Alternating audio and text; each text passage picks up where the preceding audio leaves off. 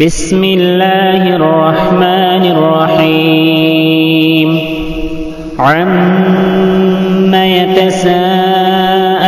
عن النبأ العظيم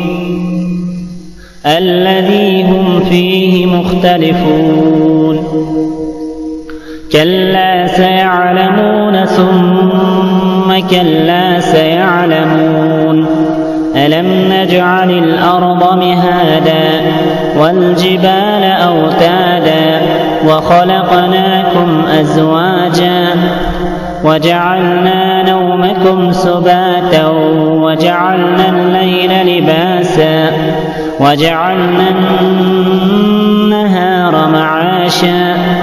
وبنينا فوقكم سبعا شدادا وجعلنا سراجا وهاجا وأنزلنا من المعصرات ماء ثجاجا لنخرج به حبا ونباتا وجنات ألفافا إن يوم الفصل كان ميقاتا يوم ينفخ في الصور فتأتون أفواجا وفتحت السماء فكانت أبوابا وسيرت الجبال فكانت سرابا إن جهنم كانت مرصادا للطاغين مآبا لابثين فيها أحقابا لا يذوقون فيها بردا ولا شرابا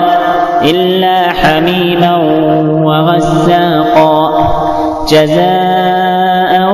وفاقا إنهم كانوا لا يرجون حسابا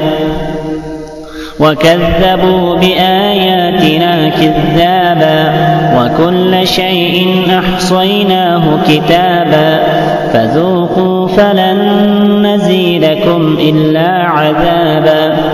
إن للمتقين مفازا حدائق وأعنابا وكواعب أترابا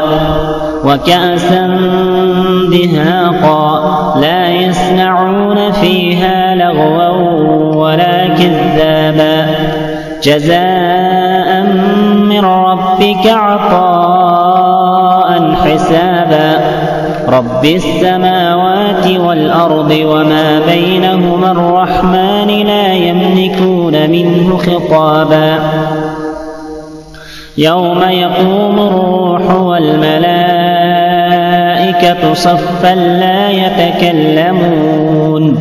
إلا من أذن له الرحمن وقال صوابا ذلك اليوم الحق فمن شاء اتخذ إلى ربه مآبا إنا أنذرناكم عذابا قريبا يوم ينظر المرء ما قدمت يداه ويقول الكافر يا ليتني كنت ترابا